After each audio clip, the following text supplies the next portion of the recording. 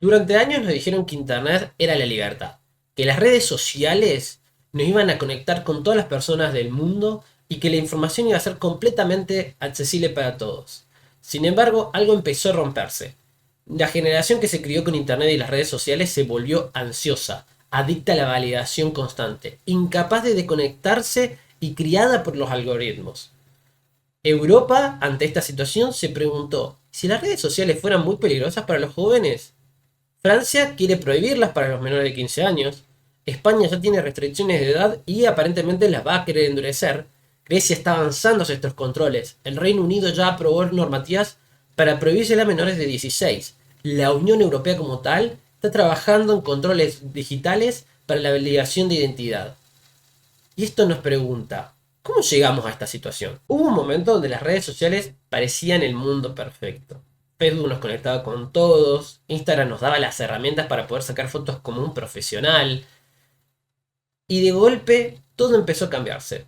Ya no pasaban los jóvenes 1 o 2 horitas para hablar con sus amigos, sino pasaban a ser 5, 6, 7 horas y ni se dan cuenta de que había pasado el tiempo. Estaban siempre con la pantalla encima y la comunicación ya no era esta. Pasó a ser una cuestión de comparación, de competencia estética, de necesidad de aprobación. Empezó a quedar el miedo de quedar afuera de estas redes. La envidia se empezó a medir en likes, en vistas, en seguidores y todo se derivó a la validación digital. Y el gran problema acá es cuando los jóvenes están en esta red en un momento donde su cerebro todavía se está formando e va a impactar en su adultez. Es en este momento donde el modelo de negocios de las redes sociales se vuelve predominante. Porque las redes sociales son gratuitas. Eso implica que la mercancía sos vos. En la atención de la persona que está consumiendo la red social es el negocio. Porque esta persona, mientras más publicidad vea, más plata le genera la red social. Entonces, más tiempo conectado, más publicidad consumís, más plata para la red social. Entonces los algoritmos empezaron a trabajarse alrededor de una sola cosa, mantenerte ahí. Fue así como se generaron algoritmos que buscaban constantemente que la persona se mantenga en la red social, a pesar de que esto genere ansiedad, a pesar de que esto genere una dependencia emocional, a pesar de que puede destruir tu capacidad de atención. Y acá pasamos a lo que es se investigó. Hace ya más de 20 años que el mundo vive en redes sociales, tenemos las redes sociales como una constante en nuestras vidas y la comunidad científica no se quedó de brazos cruzados, investigó el impacto que las redes sociales hicieron tanto a jóvenes adultos como a adolescentes y un estudio publicado en JAMA Open Network que siguió durante años a miles de adolescentes encontró algo bastante preocupante. A mayor uso de redes sociales, mayores síntomas depresivos con el paso del tiempo. Bastante sencillo. Pero no era simplemente que los adolescentes deprimidos usaban más las redes sociales, sino que el uso intensivo parecía empeorar el estado emocional. Otros estudios encontraron relaciones entre ansiedad, baja autoestima, estrés, adicción digital, trastorno del sueño y el uso compulsivo de usar las redes sociales. Esto de no saber qué hacer y automáticamente con la mano levantar el celular y conectarte a una red social. Especialmente se dio con Instagram y TikTok. Pero ¿por qué plataformas generan esto? ¿Por qué se está dando esta situación? Bueno, es que la forma en la que se trabajan funciona con mecanismos psicológicos muy específicos. La comparación social, la recompensa inmediata y la estimulación constante. En especial estas últimas dos también se han extendido en otras aplicaciones como lo es Temu o Shane para mantener conectada a la persona y quiera consumir más o comprar más. Cada notificación activa pequeños circuitos de dopamina y el problema es que el cerebro adolescente es particularmente vulnerable a estos estímulos en un proceso en el que todavía se está desarrollando. Mientras más tiempo pasan online, menos tiempo van a pasar haciendo otras actividades más sanas como es el socializar cara a cara, hacer actividad física, leer, tolerar el aburrimiento, que es algo que las generaciones de las redes sociales no logran entender, o desarrollando la concentración profunda, o sea, poder concentrarse aún más de lo que ya lo hacen. Incluso muchos docentes dentro de Europa, lograron ver que sus niños, sus alumnos, no estaban logrando poder concentrarse, como si quisieran pasar de estímulo a estímulo en vez de tolerar este proceso que hay en el medio, que es esta tolerancia al aburrimiento, podríamos decirlo. Como si vivieran su vida en un por dos constante. Con eso ya vista, Europa empezó a reaccionar. Como ya dijimos, Francia, España, Grecia avanzaron con controles mayores o menores. Reino Unido por su cuenta, ya que no es parte de la Unión Europea, fue con otra normativa y la Unión Europea está empezando con estos controles de sistemas digitales para ver la verificación de edad.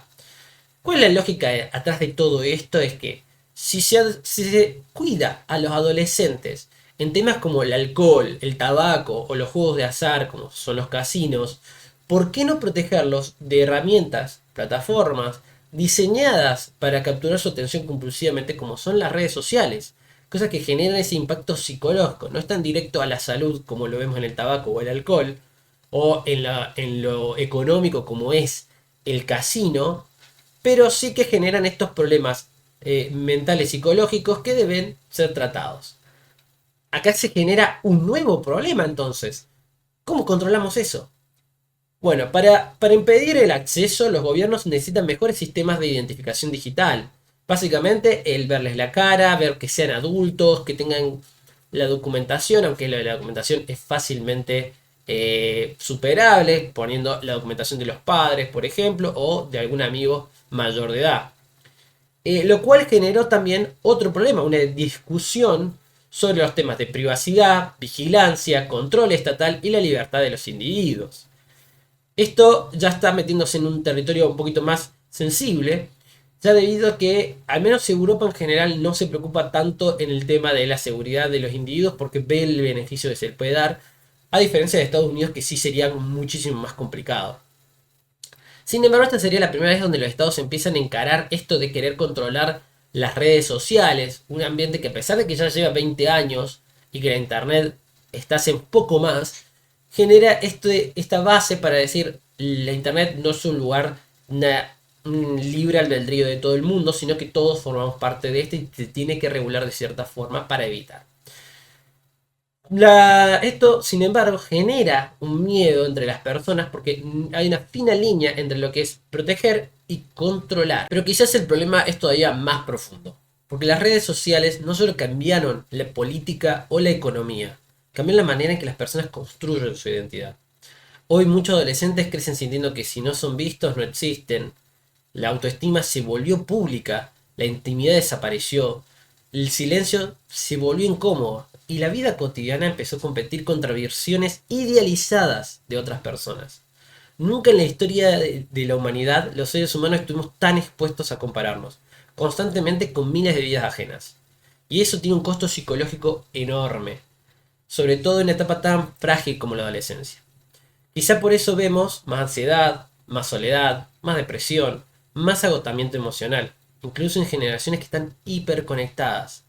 Y la paradoja es tremenda. Nunca estuvimos tan conectados y nunca tantas personas se sintieron tan solas. Finalmente, para concluir, hay que entender un poco qué es lo que está pasando, cómo esta situación deriva en tantas discusiones entre los países. Las naciones están ahora planteándose si están controlando o si van a simplemente prohibir.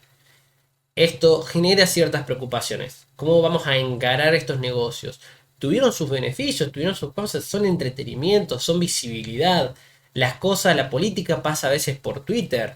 Las situaciones entre los grandes estrellas del cine y la televisión o el deporte se dan a través de Instagram comentándose cosas, se hablan, hay toda una red interna entre la gente socializa por ahí, más allá de estos efectos que genera. El problema no es en tanto la red social como tal, sino el hecho de lo que genera a los que están más vulnerables a caer en estos problemas psicológicos que ya hemos hablado. Entonces los estados tienen que plantear realmente qué hacer para no caer en el control total de su población. Esto que genera un miedo en la gente. Las restricciones simplemente a estas poblaciones vulnerables es lo más accesible. Sin embargo, ¿cómo lo vamos a hacer? Pensemos que son millones de adolescentes a los que tienen que controlar y tener personas haciendo eso es casi imposible. Acá es donde entra la IA. La IA es la herramienta más importante que se ha elaborado en los últimos años y que nos va a permitir poder tener mejores controles y chequeos a los adolescentes. Esto es lo que está trabajando principalmente la Unión Europea, a través de mecanismos controlados por IA, por verificar si el que tiene el celular o está en la computadora es realmente un adulto y no un niño. Cosa que hay que entrenar, hay que trabajar y perfeccionar. No es algo que viene del día para la mañana. Sin embargo, se busca generar un control efectivo para evitar que los niños caigan en estos problemas, estos problemas de desarrollo. También se ha generado un debate en tanto de decir de que esto no es un problema realmente de la familia y no se tendría que meter el Estado. La realidad es que sí, la familia se debería hacer cargo. Sin embargo, hay un problema de que no todas las familias se están encargando de educar a sus hijos. Hay familias que han tenido hijos por accidente o que realmente no les interesa criarlos. Entonces, ante esos casos, ¿qué hacemos? Ya hemos visto que sin que el Estado se meta, la generación que se crió con Internet y las redes sociales en los últimos 20 años derivó en una población con estos problemas, donde ya estudios nos están indicando, che, acá hay un problema a tratar. Entonces el Estado se tiene que meter, el Estado tiene que intervenir de cierta manera para controlar y evitar que la población se deje llevar por estos mecanismos de control. Son básicamente mecanismos de manipulación donde la población no sabe cómo actuar. Además de que actuar en fin de esto, sabiendo cómo te puede manipular y controlar estos constantes notificaciones que generan este burst de dopamina en tu cerebro, es complicado y requiere que la gente esté muy atenta.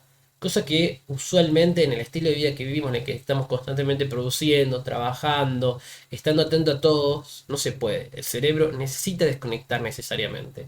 Antes lo hacíamos en el parque, lo hacíamos afuera o hablando con amigos. Ahora lo hacemos tirados en el sillón viendo TikTok. Y eso es lo que genera estos problemas. Bueno, espero que les haya gustado. Voy a dejar las noticias y algunos estudios que he encontrado en la descripción del video. Espero que les haya gustado. Síganme, denle like y compartan con sus amigos. Hasta la próxima.